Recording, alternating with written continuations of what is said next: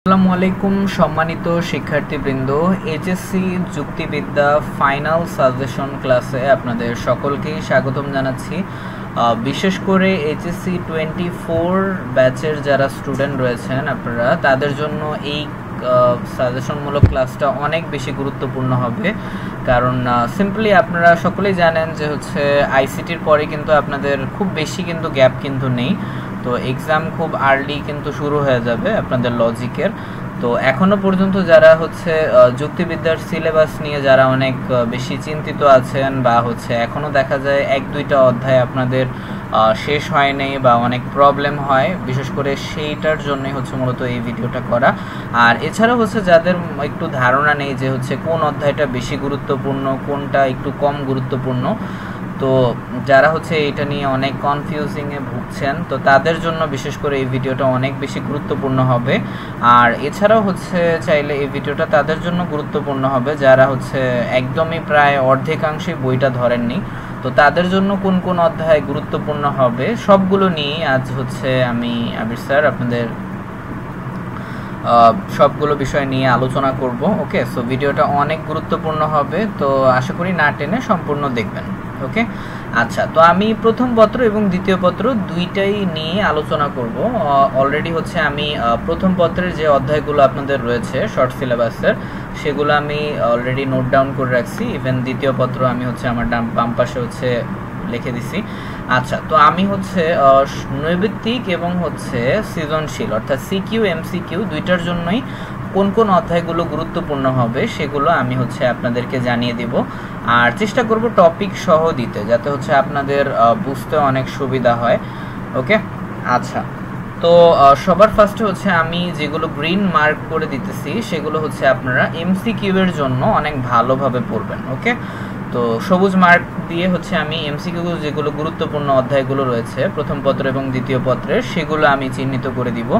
তো মোটামুটি এগুলো পড়লেই ইনশাল্লাহ আপনি যে বোর্ডেরই স্টুডেন্ট হন না কেন, যুক্তিবিদ্যা ইনশাল্লাহ আপনার 80 থেকে 90% ইনশাল্লাহ কমন পড়বে। ঠিক আছে, আচ্ছা, আর এছাড়া অবশ্যই আপনাদের উচিত সকলেরই অ্যাটলিস্ট 60 থেকে 70% সিলেবাস আপনাদের কভার হওয়ার কথা এখনো পর্যন্ত। ঠিক আছে, আর যারা এখনো করেননি, এই গ্যাপের মধ্যে অবশ্যই আপনার যে গ্রুপ সাবজেক্টটি অর্থাৎ এই যুক্তিবিদ্যা যদি থেকে থাকে, তো এটা অবশ্যই আপনি কমপ্লিট করে ফেলেন। আচ্ছা, তো যাই হোক, কথা না বাড়িয়ে আমরা স্টার্ট করতেছি আমাদের ভিডিওর মূল পর্বে। আচ্ছা, তো নৈর্ব্যক্তিকের জন্য সবার ফার্স্টে আমরা যুক্তিবিদ্যা প্রথম পত্র নিয়ে আলোচনা করব। তো প্রথম পত্রের মধ্যে আমি যেই অধ্যায়গুলো রাখতেছি, তো সবার ফার্স্টে আমাদের প্রথম অধ্যায়টি রয়েছে। প্রথম অধ্যায়টির নাম যুক্তিবিদ্যার পরিচিতি। ঠিক আছে, এই অধ্যায়টা আমি এমসিকিউ এর জন্য অবশ্যই রাখবো। কারণ দেখা যায় খুব বেশি একটা এমসিকিউ কিন্তু আসার কথা না, বা বেশি একটা যে এমসিকিউ আসে বিষয়টা এরকমও না। তবে দুই তিনটা কিন্তু পাবেন।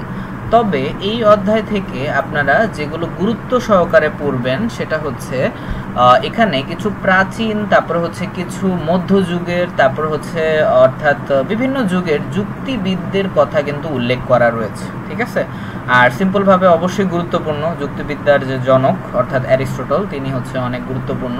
তো অ্যারিস্টটল রিলেটেড যেগুলো সংজ্ঞাগুলো রয়েছে, কারণ অ্যারিস্টটল প্রদত্ত কিছু সংজ্ঞার বিষয় রয়েছে, তো যেগুলো আপনারা প্রথম অধ্যায় খুললেই কিন্তু পেয়ে যাবেন। তো বই যেই রাইটারই হোক সমস্যা নেই, আশা করি সব রাইটারের বইতেই এগুলো লেখা আছে। তো যুক্তিবিদের নামগুলো খেয়াল রাখবেন। ঠিক আছে, ওকে, বিশেষ করে প্রাচীন যুক্তিবিদ যারা রয়েছেন, ঠিক আছে, তাদের নামগুলো অবশ্যই ভালো করে পড়বেন, কারণ সেখান থেকে অনেক সময় এমসিকিউগুলো দুই তিনটা কিন্তু পেতে পারেন কমন। ওকে, তো প্রথম অধ্যায়ের আমি যুক্তিবিদদের যে নামগুলো এবং অ্যারিস্টটলের যা সংজ্ঞাগুলো পড়বেন। ঠিক আছে, কারণ সংজ্ঞাটা বেশিরভাগ অ্যারিস্টটলেরই আসে।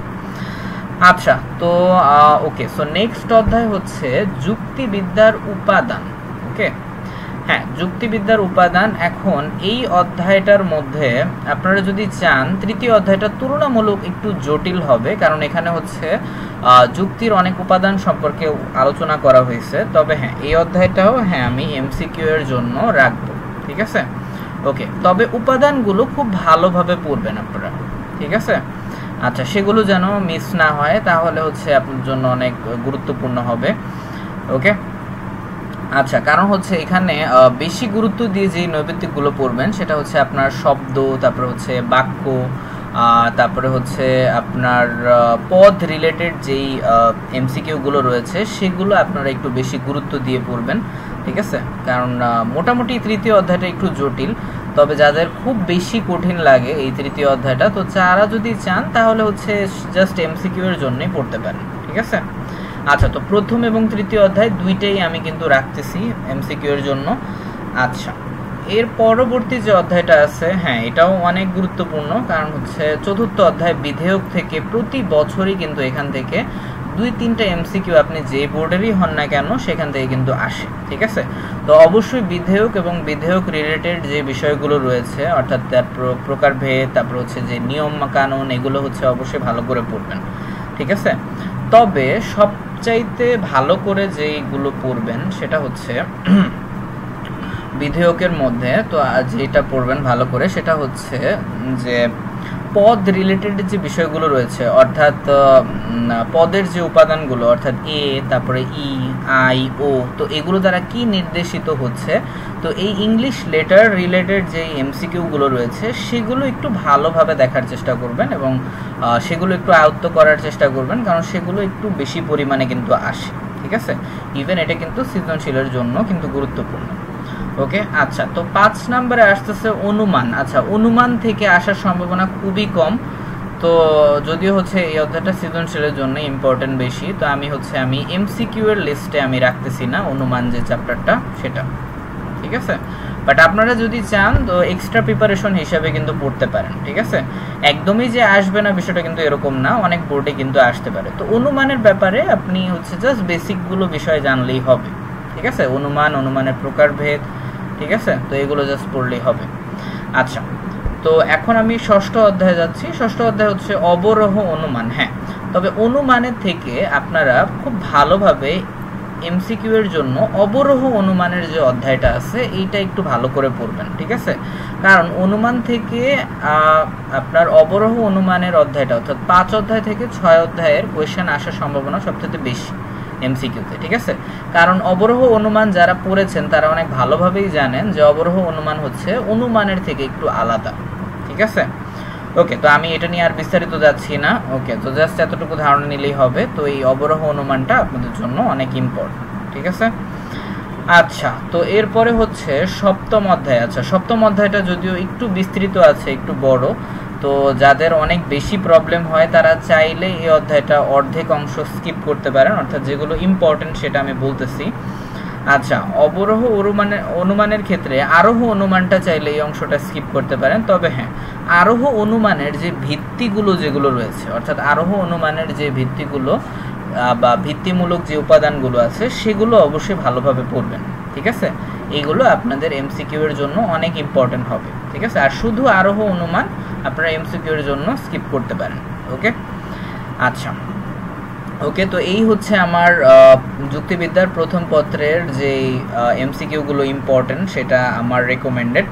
ওকে, তো আমি সপ্তম অধ্যায়ের জাস্ট অর্ধেক অংশ দিলাম, অর্থাৎ আরোহ অনুমানের যে ভিত্তিগুলো যেগুলো রয়েছে সেগুলো পড়লেই হবে। ওকে, তো আপনারা চাইলে খাতা কলম দিয়ে আপনারা নোট ডাউন করে রাখতে পারেন, ঠিক আছে? আচ্ছা, বা ভিডিও পজ করে। ওকে, সো এখন আমরা যুক্তিবিদ্যার দ্বিতীয় পত্র নিয়ে কথা বলবো, অর্থাৎ দ্বিতীয় পত্রের জন্য যে এমসিকিউগুলো গুরুত্বপূর্ণ সেগুলো নিয়ে আলোচনা করব। তো ওকে, সো ফার্স্টে দেখতেছি যে প্রথম অধ্যায়ের যৌক্তিক সংজ্ঞা। আচ্ছা, যৌক্তিক সংজ্ঞা এই অধ্যায়টা হচ্ছে যদি চান আপনারা হচ্ছে স্কিপ করতে পারেন, কারণ যৌক্তিক সংজ্ঞা নিয়ে তেমন বেশি কিছু নাই, অর্থাৎ যৌক্তিক সংজ্ঞা তারপর হচ্ছে জাস্ট নর্মাল আলোচনা করা হয়েছে। তো আপনারা যদি চান যৌক্তিক সংজ্ঞাটা আপনারা ইজিলি স্কিপ করতে পারেন, ঠিক আছে? আর এটা স্কিপ করলেও খুব বেশি যে ক্ষতি হবে বিষয়টা এরকম না, ঠিক আছে? ইনশাল্লাহ এতটুকু রিস্ক আমি নিচ্ছি, কারণ এখান থেকে এমসিকিউ আসলো যেগুলো বেসিক ইনফরমেশনগুলো থাকে, মোটামুটি যদি এই চ্যাপ্টারটা প্রথম অধ্যায়ে যদি আপনি রিভাইজ দেন তাহলেও আপনি হচ্ছে এই অধ্যায় থেকে আপনি এমসিকিউগুলো পারবেন আশা করা যায়, ঠিক আছে? অর্থাৎ বেসিক ধারণা রাখলেই হবে। আচ্ছা, তো এই অধ্যায়টা আমি মাস্ট রেকমেন্ড করতেছি না প্রথম অধ্যায়টা, তবে হ্যাঁ দ্বিতীয় অধ্যায়টা অনেক অনেক বেশি গুরুত্বপূর্ণ। এটা সৃজনশীল নৈবেদিক দুইটার জন্যই অনেক গুরুত্বপূর্ণ, অর্থাৎ আপনারা হয়তো অধ্যায়টা দেখেই বুঝতে পারছেন, বিশেষ করে ইভেন যারা হচ্ছে ফার্স্ট ইয়ারেরও যারা স্টুডেন্ট রয়েছেন, যারা এই ভিডিও যদি কেউ দেখে থাকেন তারাও মোটামুটি দেখলে বুঝতে পারবেন, যারা একটু দ্বিতীয় অধ্যায়টা খুলছেন বা পড়ছেন কিছু, অবশ্যই বুঝবেন যে এখানে যৌক্তিক যে বিভাগগুলো রয়েছে এই বিভাগগুলো অনেক গুরুত্বপূর্ণ। ঠিক আছে? আচ্ছা, তো যৌক্তিক বিভাগগুলো যেগুলো সেগুলো একটু বিস্তারিতভাবে আপনারা পড়বেন। ঠিক আছে? আর আমি তো বলেই ফেলছি যে ইংলিশ যে লেটারগুলো রয়েছে অর্থাৎ পদ এবং বাক্য, শব্দ, এই রিলেটেড শব্দগুলো অনেক এই রিলেটেড টপিকগুলো অবশ্যই বেশি মনোযোগ সহকারে পড়বেন। ঠিক আছে? কারণ সেগুলোই দিয়ে আপনাদের এমসিকিউ সিকিউতে কিন্তু থাকবে। ওকে, তো দ্বিতীয় অধ্যায়টা আমি মাস্ট রেকমেন্ড করলাম, দ্বিতীয় অধ্যায়টা আসলে অনেক গুরুত্বপূর্ণ। আচ্ছা, তো দেন এখন আসি একটু ব্যাক বেঞ্চারদের নিয়ে, অর্থাৎ আপনাদের যদি এমন হয় যে 50% সিলেবাস এখনও শেষ হয়নি, তাদের জন্য এই তৃতীয় অধ্যায়টা অনেক গুরুত্বপূর্ণ হবে। অর্থাৎ তৃতীয় অধ্যায়টা আপনি যদি এখনও যদি বসেন, মোটামুটি যদি একটু পড়েন, তাহলে আশা করি তৃতীয় অধ্যায়টা শেষ হয়ে যাবে। খুব চ্যাপ্টারটা খুব বেশি একটা বড় না, জাস্ট আরোহর সংজ্ঞা এবং আরোহর কিছু প্রকারভেদগুলো মোটামুটি আয়ত্ত করতে পারলে, আর কিছু হচ্ছে ব্যাখ্যা এবং হচ্ছে কিছু এক্সাম্পলগুলো পড়বেন ইনশাআল্লাহ, তাহলেই আপনি হচ্ছে এমসিকিউগুলো অ্যান্সার করতে পারবেন আশা করি। ঠিক আছে? তো তৃতীয় অধ্যায়টা মাস্ট রেকমেন্ড থাকলো, আর হচ্ছে এই অধ্যায়টা অনেক গুরুত্বপূর্ণ বটে। ঠিক আছে? আর সবচেয়ে বড় বিষয় হচ্ছে এই আরোহর প্রকারভেদ মোটামুটি প্রথম পত্র এবং দ্বিতীয় পত্র দুইটার মধ্যে একটু কমন টপিক। ঠিক আছে? ওকে, তো এটা একটা ফার্স্ট পেপার যদি ভালো করে পড়েন তাহলে দ্বিতীয় পত্র মোটামুটি কিন্তু আপনার কভার হয়ে যাবে। তো এটা একটা অনেক বড় একটা অ্যাডভান্টেজ আমি বলবো। আচ্ছা, তো চতুর্থ অধ্যায়ে যাচ্ছি। হ্যাঁ, চতুর্থ অধ্যায় খুবই গুরুত্বপূর্ণ, অর্থাৎ প্রকল্পের প্রয়োজনীয়তা, প্রকল্পের সুবিধাগুলো, এগুলো অনেক ভালোভাবে পড়বেন। আর বিশেষ করে প্রকল্পর প্রকারভেদগুলো যেগুলো রয়েছে, অর্থাৎ কী কী টাইপের প্রকল্প কিন্তু থাকতে পারে, আর অবশ্যই সংজ্ঞাগুলো পড়বেন, কারণ অনেক সময় দেখা যায় সংজ্ঞা রিলেটেড এমসিকিউ কিন্তু থাকতে পারে। ঠিক আছে? অর্থাৎ সংজ্ঞাগুলো দিয়ে দিবে, এখন বলতে পারে হচ্ছে এটা কোন প্রকল্প। তো প্রকল্প থেকে প্রতিটা বোর্ডেই কিন্তু আপনি কমসে কম একটা বা দুইটা এমসিকিউ হইলেও কিন্তু পাবেন কমপক্ষে। ঠিক আছে? তো প্রকল্পের এই অধ্যায়টা মিস করবেন না, বিশেষ করে সৃজনশীলের জন্য এটা অনেক গুরুত্বপূর্ণ। ওকে, সমস্যা নেই, সৃজনশীল তো একটু পরে আমি আলাদাভাবে সাজেশন ওইটার জন্য দিব। আর ষষ্ঠ অধ্যায়ের আপনি ব্যাখ্যার হচ্ছে জাস্ট সিম্পল কিছু বেসিক বিষয় জানলেই হবে, বাট ব্যাখ্যাটা আমি ইয়ার জন্য কিন্তু দিচ্ছি না, কারণ ব্যাখ্যা থেকে তুলনামূলক কোয়েশ্চেন কিন্তু অনেক কম করা হয় বোর্ডে। ঠিক আছে? কারণ ব্যাখ্যা অধ্যায়টা এমনও অনেক ইজি, তো যারা হচ্ছে আপনার প্রায় 1 থেকে 2 দিনও মোটামুটি যদি পড়েন, রিভাইজ দেন, তারপরে হচ্ছে কি আপনার এই অধ্যায়টা কিন্তু ইজিলি শেষ করা সম্ভব। ঠিক আছে? ওকে, তো ব্যাক বেঞ্চারদের জন্য আমি বলবো যে তৃতীয়, চতুর্থ এবং ষষ্ঠ মোটামুটি এই অধ্যায়গুলো ছোটোখাটোই আছে, তো এগুলো ইজিলি আপনারা চাইলে শেষ করতে পারেন। ঠিক আছে? তো 5টা অধ্যায়ের মধ্যে বলা যায় যে 3টা অধ্যায় যদি আপনি শেষ করতে পারেন তাহলে আশা করি 5টা অর্থাৎ সৃজনশীলটা আপনি ইজিলি লিখতে পারবেন। ঠিক আছে? ওকে, সো এই হচ্ছে আমার এমসিকিউ এর জন্য সাজেশন। তো এখন হচ্ছে আমি সৃজনশীলের জন্য যে বিষয়গুলো গুরুত্বপূর্ণ সেগুলো নিয়ে আসলে আলোচনা করব। ওকে, সো যারা হচ্ছে ভুলে যাওয়ার সম্ভাবনা আছে, তো ভিডিও যদি পরে হারিয়ে ফেলেন, তো এটার জন্য চাইলে হচ্ছে আপনারা নোট ডাউন করে রাখতে পারেন। ওকে, আচ্ছা, পরবর্তী হচ্ছে আমি যেগুলো অধ্যায় সৃজনশীলের জন্য বেশি গুরুত্বপূর্ণ সেগুলো হচ্ছে আমি একটু আলোচনা করব। ওকে, আচ্ছা, তো সৃজনশীলের জন্য আমি প্রথম অধ্যায়টা রেকমেন্ড তেমন একটা করতেছি না, কারণ যদি আপনারা চান তাহলে পড়তে পারেন, কারণ যদি আসে তাহলে তো অনেক ভালো, বাট সাধারণত প্রথম অধ্যায় থেকে তেমন একটা কোয়েশ্চেন থাকে না। ঠিক আছে? বড়জোর আসলে একটা সৃজনশীল আপনারা পেতে পারেন, অর্থাৎ এটা নিয়ে আমি মাস্ট রেকমেন্ড করব না, কারণ হচ্ছে এটা আসলেও আপনারা পারবেন বেশিরভাগই। ঠিক আছে? তো প্রথম অধ্যায়টা আমি দিতেছি না, বাট হ্যাঁ, তৃতীয় অধ্যায় যেটা, এটা অবশ্যই গুরুত্বপূর্ণ, বিশেষ করে সৃজনশীলের জন্য। যৌক্তিক উপাদানগুলো এবং হচ্ছে সেগুলোর আনুষঙ্গিক যে বিষয়গুলো রয়েছে সেগুলো অনেক ভালোভাবে পড়বেন। ঠিক আছে? আর তারপর চতুর্থ অধ্যায় তো আসলে ইম্পর্টেন্ট রইলই, তো অর্থাৎ বিধেয়ক, এটা এমসিকিউ সিকিউ দুইটার জন্যই অনেক ইম্পর্টেন্ট। এরপরে হচ্ছে পঞ্চম অধ্যায়ের মধ্যে অনুমান, এটা কিন্তু মাস্ট রেকমেন্ডেড থাকলো। ইভেন হচ্ছে আপনি যদি ব্যাক বেঞ্চারও যদি হন, আপনাদের জন্য 4 এবং 5 এই দুইটা অধ্যায় কখনো মিস করবেন না। ঠিক ঠিক আছে। তৃতীয় অধ্যায়টা যদি আপনি এখন শুরু করেন তাহলে একটু জটিল মনে হতে পারে, কারণ তৃতীয় অধ্যায়টা একটু টপিকগুলো একটু বেশি আছে। তবে হ্যাঁ, বিধেয়ক এবং অনুমান এই দুইটা চ্যাপ্টার আপনি হচ্ছে ইজিলি শেষ করতে পারবেন, ঠিক আছে। ইনশাল্লাহ যদি ভাগ্য ভালো থাকে তাহলে আপনি এখান থেকে এই দুইটা অধ্যায় থেকে 4টার উপরেও সৃজনশীল কিন্তু পেতে পারেন, ঠিক আছে। কারণ প্রতিটা বোর্ডেই দেখবেন, ইভেন হচ্ছে যারা বোর্ড কোয়েশ্চেনগুলো একটু দেখেছেন বা একটু সলভ করেছেন তারা ভালোভাবেই জানবেন যে বিধেয়ক এবং অনুমান থেকে কি পরিমাণ কোয়েশ্চেন কিন্তু করা হয়, ঠিক আছে। আচ্ছা, তো অবশ্যই হচ্ছে আপনারা টেস্ট পেপার যারা নিয়েছেন তারা তো নিয়েছেনই, বাট যারা টেস্ট পেপার নেন নেই, অনেক বই আপনাদের বইয়ের মধ্যেও কিন্তু বোর্ড কোয়েশ্চেনগুলো থাকতে পারে বিগত বছরের। তো আপনি যেই বোর্ডেরই পরীক্ষা দেন না কেন অবশ্যই আপনি কোয়েশ্চেনের প্যাটার্নটা ভালো করে দেখবেন, ওকে। আচ্ছা, তো এখন আমি ষষ্ঠ অধ্যায়ে যাচ্ছি। ষষ্ঠ অধ্যায়, হ্যাঁ, এই ষষ্ঠ অধ্যায়টাও অনেক বেশি গুরুত্বপূর্ণ, এটা সৃজনশীলের জন্য। বিশেষ করে ব্যাক বেঞ্চার যারা রয়েছেন তাদের জন্য আমি এই অধ্যায়গুলো রেকমেন্ড করলাম। আর প্রথম অধ্যায়টা আমি তাদের জন্য রেকমেন্ড করলাম, যদি বাই চান্স আসে তো একটা সৃজনশীল আশা করি আমরা আশা করতেই পারি, ঠিক আছে। তবে আসার সম্ভাবনা খুবই যে আছে তা না, ঠিক আছে। তো এটা একটু রিস্কি থেকে গেল। তবে হ্যাঁ, আপনাদের রিস্ক ফ্রি থাকতে পারবেন যদি আপনারা 4, 5, 6 এই 3টা অধ্যায় তুলনামূলক ছোট আছে, তো 3টা অধ্যায়ই চাইলে হচ্ছে আপনারা ইজিলি শেষ করতে পারবেন, ঠিক আছে। ওকে, বেশি না, 3 থেকে আপনার এত দিনও সময় লাগবে না, মোটামুটি একটু ভালোভাবে রিভাইজ করলে আপনাদের হয়ে যাবে, ওকে। আচ্ছা, আর সংজ্ঞাগুলো অবশ্যই অনেক গুরুত্বপূর্ণ। তো সংজ্ঞাগুলো আপনারা বিগত বছরের বোর্ডগুলো পড়লেই হবে এই অধ্যায়গুলোর মধ্যে, ঠিক আছে। ওকে, তো এরপরে আসতেছে সপ্তম অধ্যায়। তো আচ্ছা, আমি প্রথম অধ্যায়টা রেকমেন্ড করতেছি না, তো বাকিগুলো পড়বেন। তো সপ্তম অধ্যায়টা হচ্ছে আমাদের আরোহ অনুমান এবং হচ্ছে আরোহ অনুমানের ভিত্তি। আচ্ছা, তো আমি এমসিকিউ এর জন্য আরোহ অনুমানের ভিত্তিটা বলেছিলাম, তবে হ্যাঁ, সৃজনশীলের জন্য জাস্ট এই অংশটা ভালো করে পড়বেন, অর্থাৎ আরোহ অনুমান, ঠিক আছে। আচ্ছা, অর্থাৎ অবরোহ অনুমান এবং আরোহ অনুমান দুইটাই ভালো করে পড়বেন, কারণ এখান থেকে আপনার সৃজনশীলগুলো অনেক আসে, ঠিক আছে। আচ্ছা, তো সপ্তম অধ্যায়ে আমি আংশিক দিলাম সৃজনশীলের জন্য। তবে হ্যাঁ, যেগুলোতে ডাবল টিক মার্ক আছে অবশ্যই ব্যাক বেঞ্চাররা যারা রয়েছেন তারা এগুলো ফলো করবেন, ঠিক আছে ইনশাল্লাহ। তাহলে হচ্ছে আপনাদের পাস নিয়ে চিন্তা করতে হবে না, ওকে। ইজিলি আপনারা লিখে দিয়ে আসতে পারবেন, কমন পড়বে ইনশাল্লাহ। আচ্ছা, তো এখন আমরা যুক্তিবিদ্যার দ্বিতীয় পত্রতে আসতেছি। তো দ্বিতীয় পত্রের মধ্যে অবশ্যই যৌক্তিক সংজ্ঞাটা ইম্পর্টেন্ট, আর এটা আমি অবশ্যই যারা নর্মাল স্টুডেন্ট আছে তাদের জন্য আমি রেকমেন্ড করব। এটা খুবই সহজ একটা অধ্যায়, যৌক্তিক সংজ্ঞা। তো অনেক কম সময়ে কিন্তু আপনারা এই অধ্যায়টা শেষ করে ফেলতে পারবেন।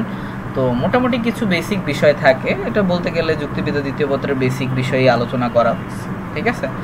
আর এই অধ্যায়টা কিছুটা হচ্ছে যৌক্তিক উপাদানের সাথে রিলেটেড, তবে হ্যাঁ, খুব বেশি একটা রিলেটেড না আমি বলবো, কারণ যৌক্তিক উপাদানের আলোচ্য বিষয় অনেক বেশি আছে এই দ্বিতীয় পত্রের প্রথম অধ্যায়ের তুলনায়।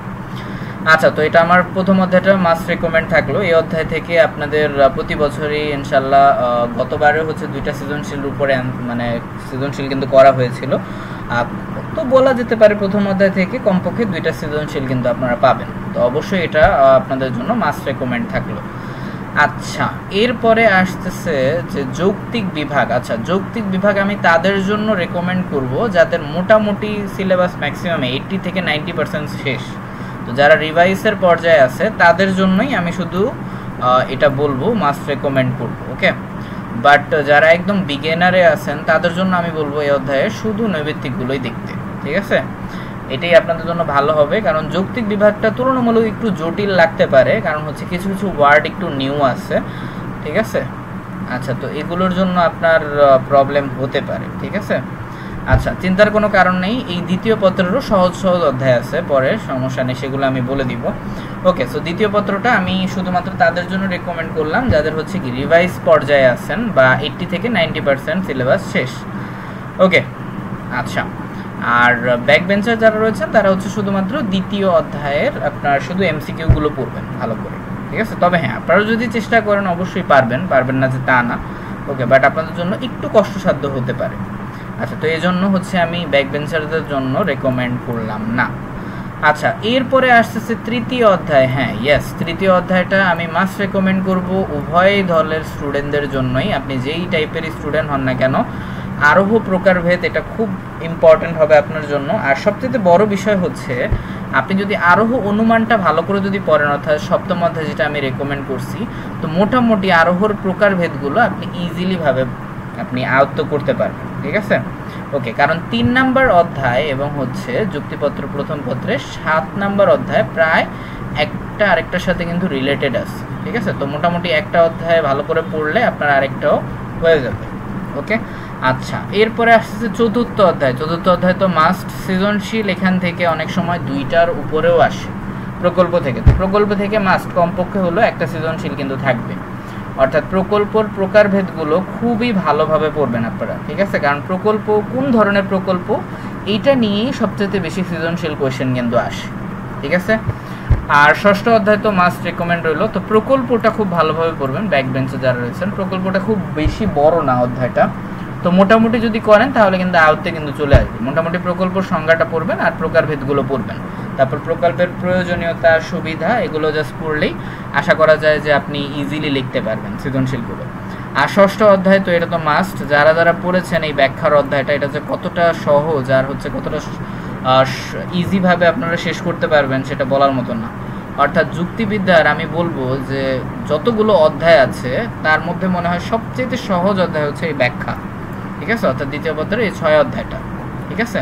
আর যেটা যেমন সহজ তেমনি হচ্ছে কি খুব কম সময়ের মধ্যে কিন্তু আপনি চাইলে এটা ইজিভাবে শেষ করতে পারবেন, ঠিক আছে। তো এটা মাস্ট রেকমেন্ড ছিল। তো যারা যারা হচ্ছে নর্মাল লেভেলের স্টুডেন্ট রয়েছেন তাদের জন্য প্রথম, তারপরে তৃতীয়, 4 এবং 6, ঠিক আছে।